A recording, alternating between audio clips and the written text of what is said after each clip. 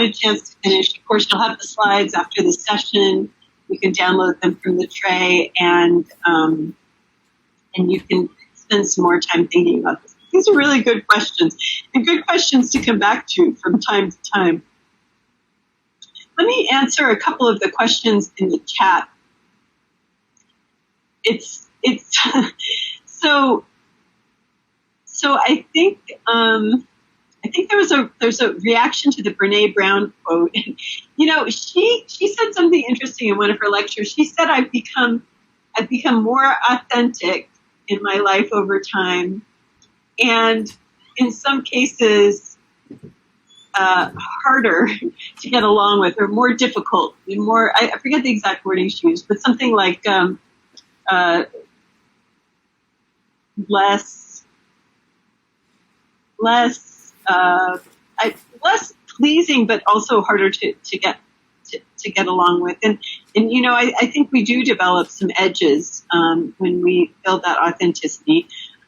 I would say, you know, obviously your relationships, how people perceive you, how they experience you, are such an important filter to all of these things. So you do not want to be the person who becomes someone else to please other people, because at the end of the day, that will not feel right for you.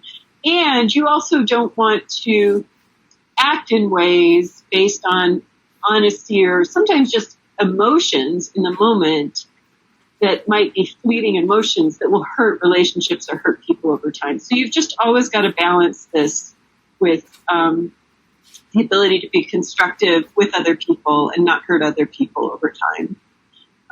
In terms of the self-awareness, I'd add one more to the list, which is emotional intelligence. Studying emotional intelligence can be really helpful as well.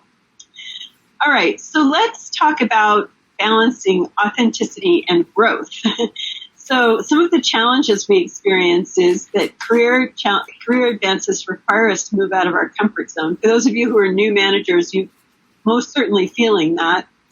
Moments that challenge our sense of self can be the ones that teach us most effectively about who we are. Goes back to Power talks about character, and it can take courage, because learning often starts with unnatural and superficial behaviors. So things you can do as you're building your authenticity and learning who you are and how to be that authentic self in your organization. You can try out different leadership styles. There is nothing wrong with trying something and seeing if it works. It's like trying a new restaurant or trying a new set of clothes. You will find what works best for you. But as you're learning, experiment. Thinking and introspection should follow experience, not precede it. That's this theme of reflection that we're talking about. So you can only go so far trying to figure things out in your head. In leadership development is something that we talk about as behaviorally important, right? So it matters much less how you understand the concept. What matters much more is how you actually act in the moment. And so the way to develop that muscle is, once you've had an experience, to try things and then reflect on them. And think about it as working on trying on possible selves rather than working on yourself. If you start to work on yourself, you can actually get in such a negative headspace that you're not going to be a good leader, right? So think about intentionally what you want to try doing and then use it as an experiment. So those are some of the suggestions we make around authenticity and growth.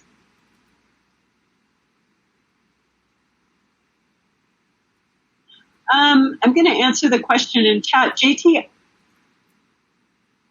I think only you can answer that question. I mean, conflict avoiding and people pleasing are good strategies. But the question you should ask yourself is, are there situations where I would be happier or feel more true to myself if I was engaging, if I was disagreeing, or I wasn't necessarily seeking approval? So the question you have to ask yourself is this my nature, or am I compromising on my nature? And that takes some reflection. It takes a while to figure out what your nature is, right? I'll tell you, I came from a very conflict averse family, and I still have trouble with conflict. It's hard for me. Yeah, I do my best, but I've also learned that I can't just please people, because I go down a path of being miserable because I'm no longer being able to be myself, right? So you have to ask yourself, is this my nature, or am I compromising on my nature? And if you're compromising, then that's a challenge to grow and change.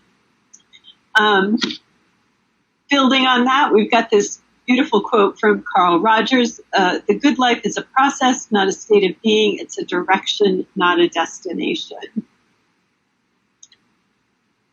So building your authentic leadership, we want to summarize it, is away from creating facades, things you ought to do, meeting other people's expectations, or pleasing others for the sake of pleasing others, right?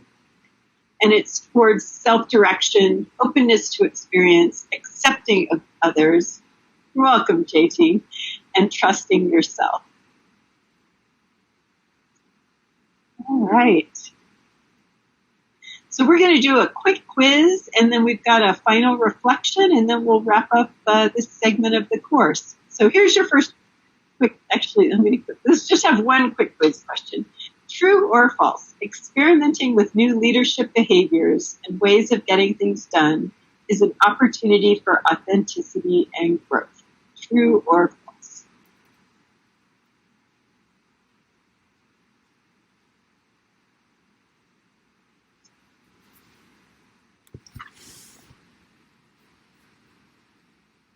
Related tools that I believe will be helpful as well. Okay, so let's kick off with building those effective work relationships. Let's make liberal use of the group chat function here. So let's start with our first question. In your experience, in your career so far, what do you find works when building effective work relationships?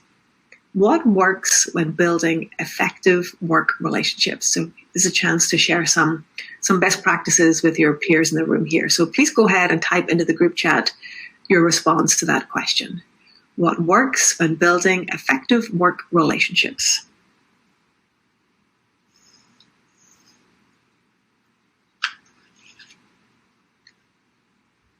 Transparency and honesty, reciprocity, authenticity. Seeing people face to face. Another vote for authenticity, respect and trust. Empathy, being yourself, open communication, vulnerability, understanding the motivations and how they work. Yes.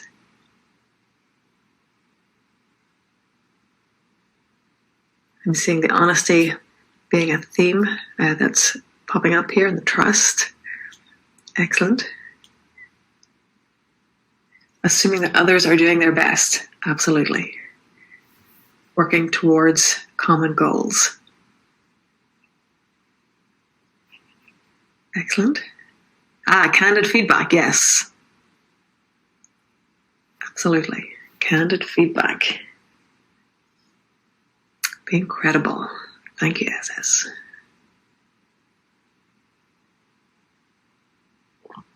Similar interest. Mm-hmm. Okay, next question. As you sit here today, what are your current biggest challenges when building effective work relationships? So what would you say are your biggest challenges right now when building effective work relationships? So please go ahead and type your challenges into the chat. What are your biggest challenges right now? What are those big challenges?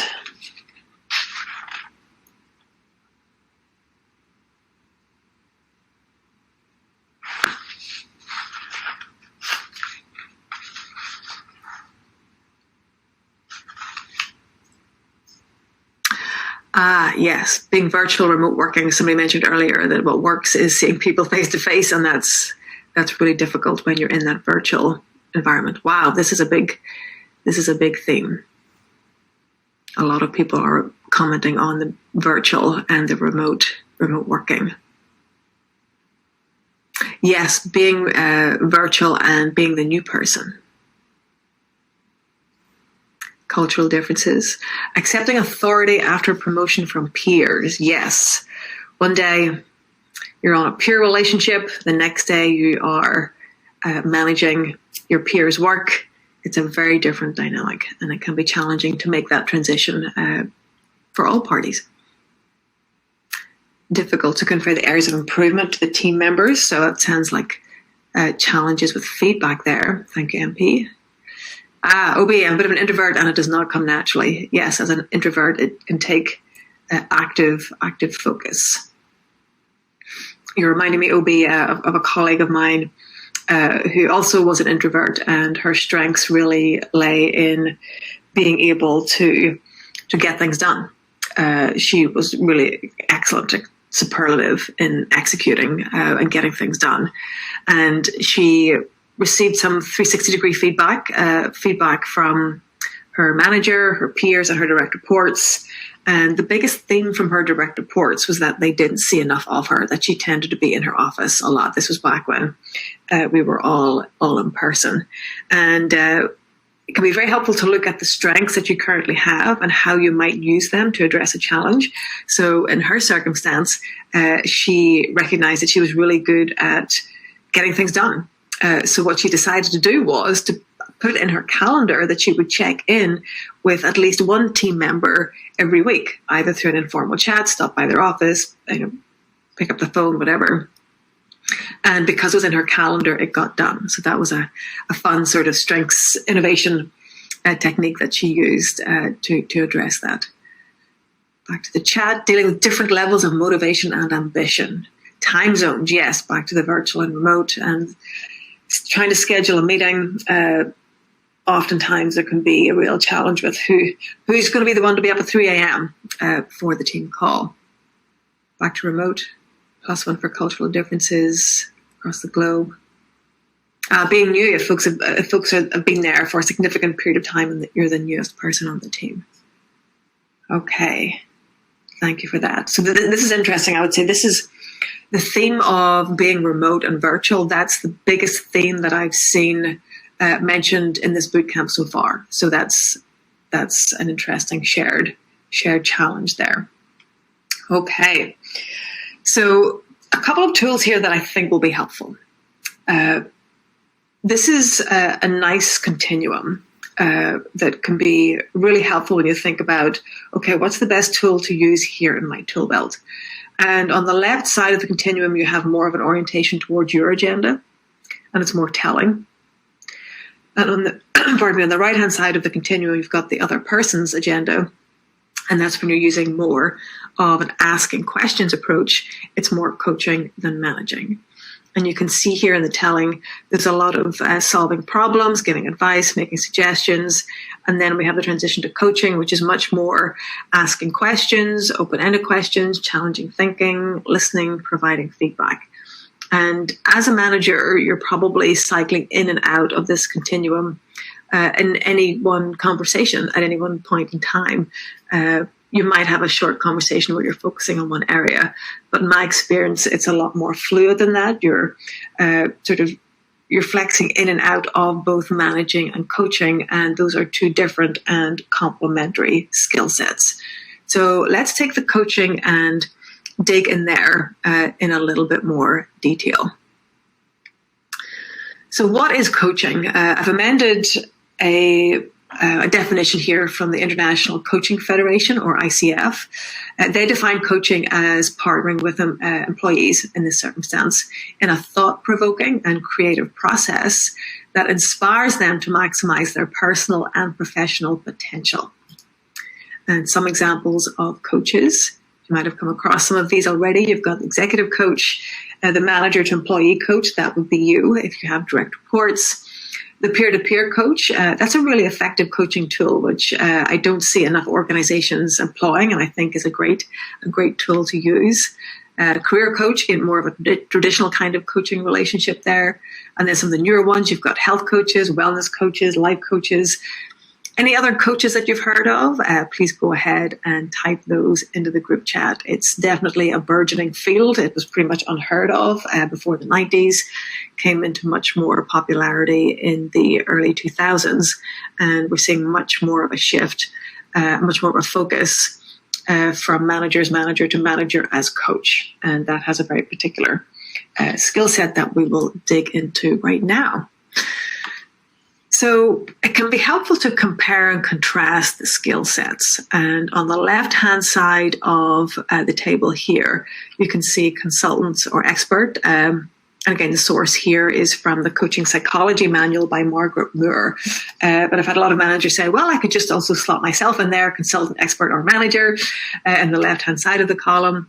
And then on the right-hand side of the column, you've got coach. So I'll pull out a few of the distinctions here. So as the consultant, expert, or indeed manager, you are the authority. But in the coach relationship, it's much more of a partnership. The consultant, you're basically telling people how something is done. This is how it's done. Whereas as a coach, you're more aware of how might I help this person change. I am a facilitator of change. Defining the agenda, the consultant or expert typically does that. Whereas with the coach, it's the coachee. They really come with their agenda. So in your role as a manager, asking your direct reports what's important to them. Then you start to get a sense of what their agenda might be. This is a biggie, the next one here, solving problems and fostering possibilities. A lot of managers tell me that they feel like their full-time job is solving other people's problems. And if you find yourself in that particular role, that a lot of the time the problem is on your back and it's up to you to solve it, and you have a team, I would encourage you to think about the coach's role. And I have a framework that I'll share in just a moment that can help you with that, where you might use coaching to help put the problem where it should be, i.e. on the person who should be solving it, on their shoulders, and giving them the resources and the scaffold to be able to do that. Another one here, again, managers say, I'm solving problems and giving answers. When ideally you're not providing the answers, but rather asking the questions, again, all with a view to helping people solve their own problem. And again, this is a continuum. I'm not saying that you're going to stop providing answers. There will be days when you're providing a lot of answers, but also know that you have other tools in your tool belt, and asking questions is one of them. Another insight here that previous workshop participants have shared, that if they feel if they're working harder than the client or working harder than their direct report on the direct reports area, then that's a good indication that they might need to shift to more of that coaching approach. And if you find yourself wrestling through your direct report, a helpful orientation is, okay, well, how might I shift to a coaching stance here and have this be more of a two-way conversation and problem-solving exercise, and all of you, again, to help move the work forward. Okay, so I'm going to share my favorite coaching tool. It's a handy little acronym here, GROW. It's called the GROW coaching model, and it's one that I have used for over a decade at this point. I like it because it's simple, it's easy to remember, and it's very practical. So what do each of these letters stand for? So G is for goal. What do you want? And within a coaching conversation, it could be, what does success look like? And it could be by the end of this week. It could be, over the trajectory of your career. There are different time frames that you want to work with here. But in that conversation, you're really getting a sense of what the person wants, what success looks like to them. R is reality. Where are you right now?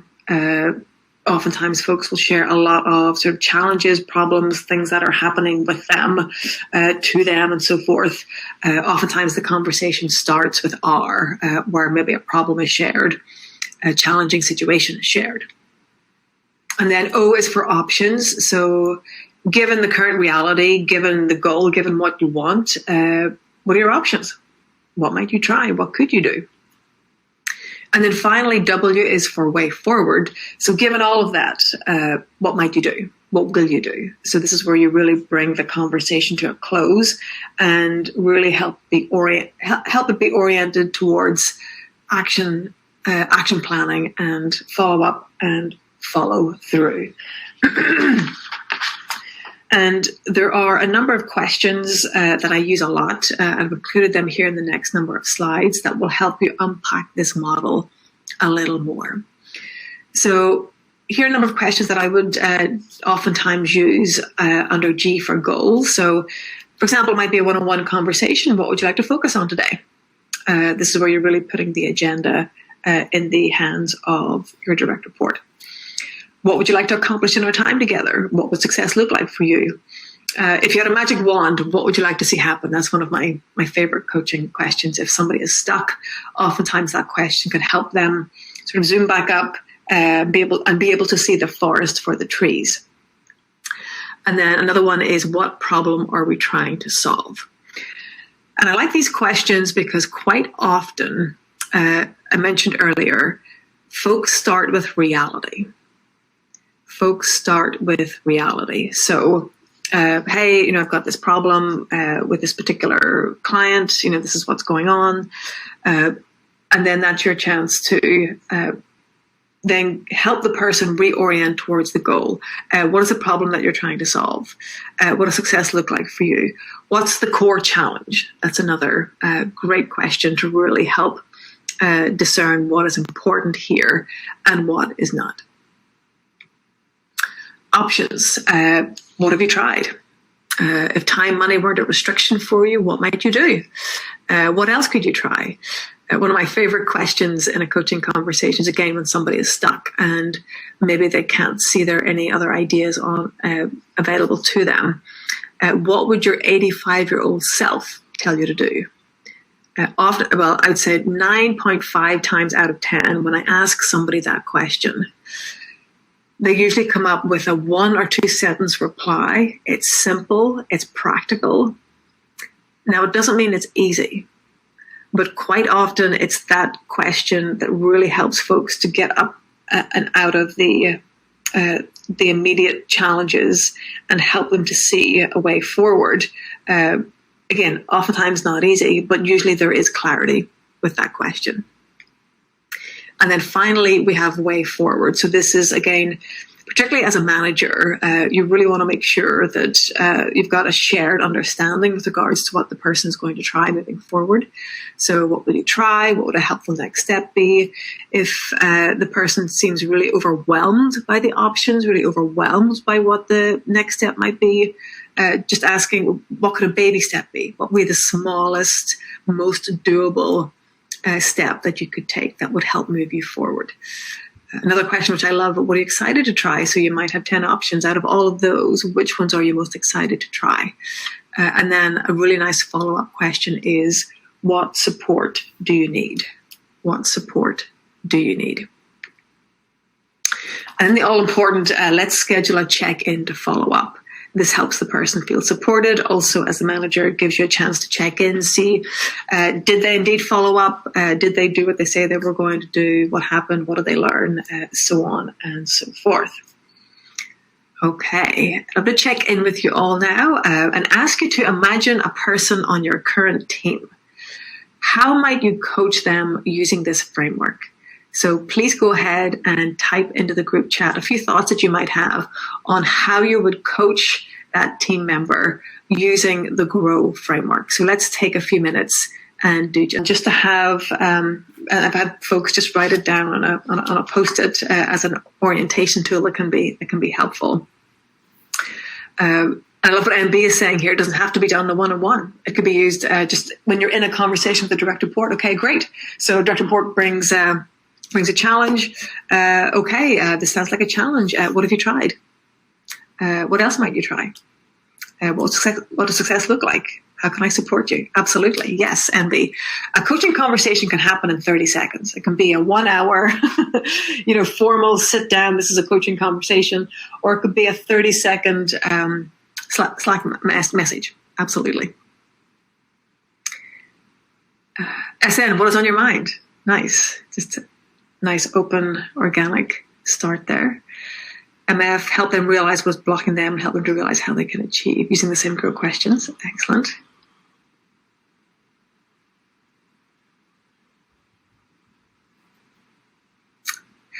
So Ellen is saying, I've been with people that provide no answer to the options questions shared in the slide. So I was wondering how to move forward when the relationship or collaboration gets blocked. So I would, and I'd love to hear some other folks' responses here if you have them for Ellen as well. We can get into a little group conversation here. I'll share a couple of thoughts. One is sometimes folks need time to think. So you might be in a conversation and first of all, make sure that the person is clear on what success will look like, and that there's a shared understanding of what the reality is, and then asking them what are your options, what might you try. And sometimes folks I've had a conversation before. They say, I don't know. I feel really stuck. I don't know. And at that point, if you have some ideas, then by all means share them. So if you have ideas and the person is stuck, it doesn't make a whole lot of sense to then keep asking questions whenever you have some ideas that might actually help the person get unstuck. So trying that. Another question that you might want to use is, if somebody is having difficulty coming up with options, can you help me understand what's difficult about generating the options, to help them get underneath that a little bit more. And then maybe just switching gears. Okay, what would be the easiest thing in the world to try? What would a baby step be? What might you try? If you did know, what might that look like? So a few follow-up questions there that might be helpful. I'm curious if anybody else has additional suggestions.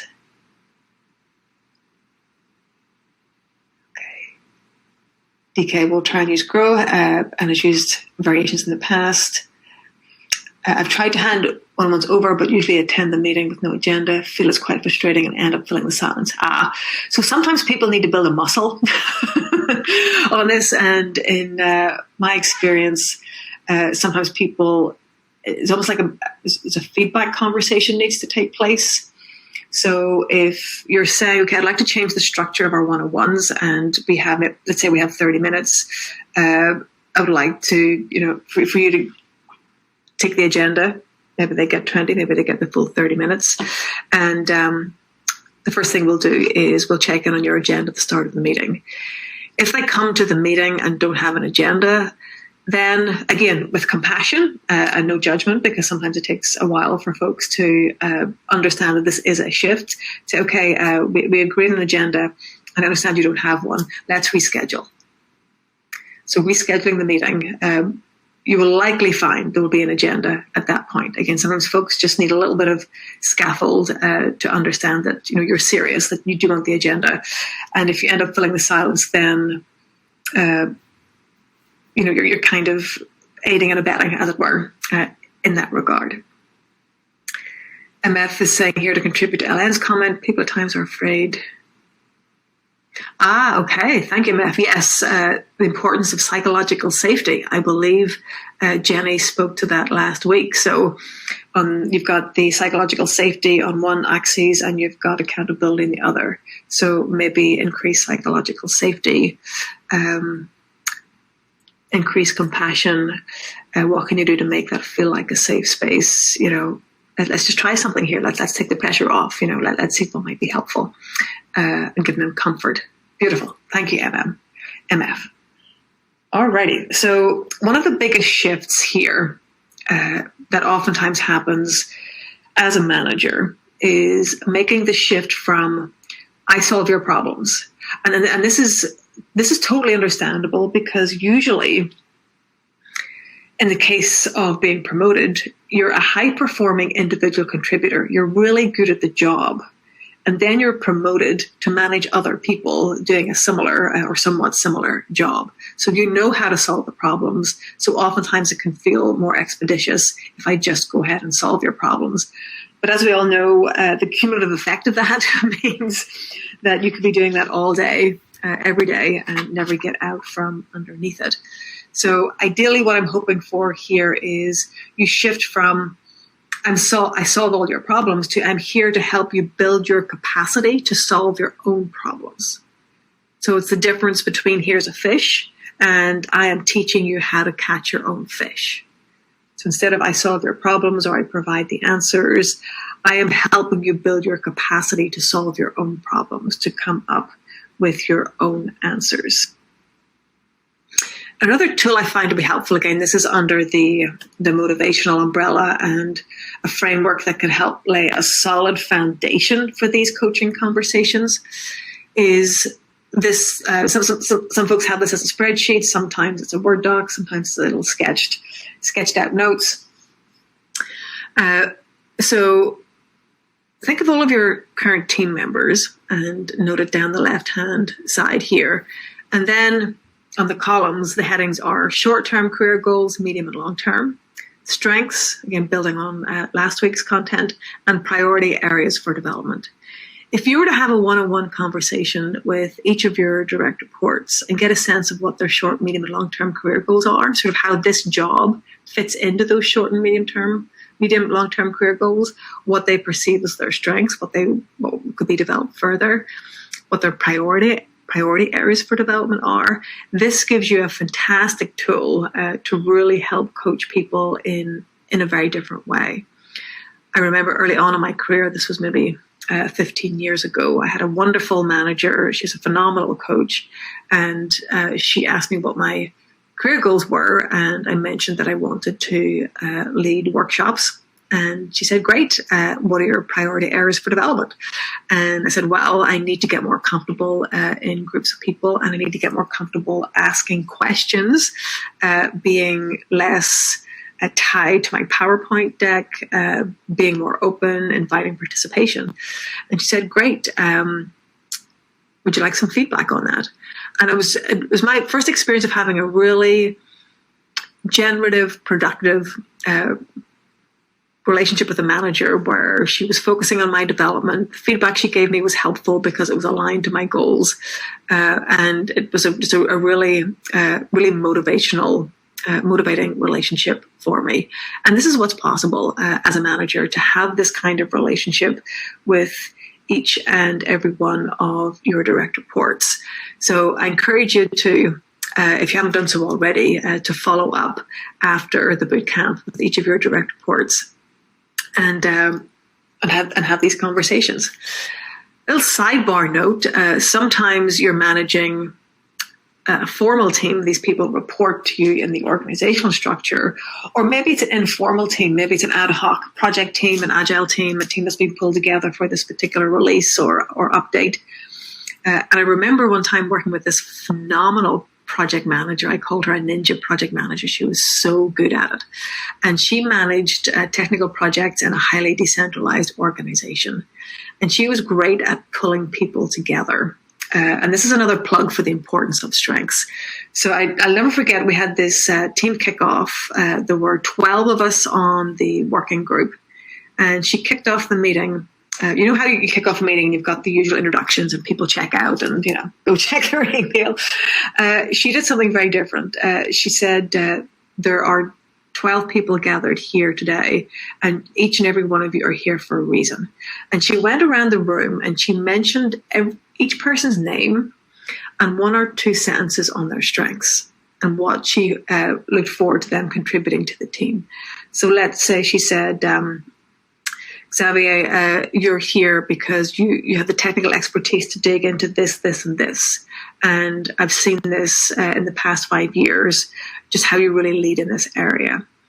Ralph, you're here. You have an incredible ability to communicate with stakeholders across the organization, and you'll be able to share what we're working on. You'll be able to bring in the change management side of things in a way that this team really needs.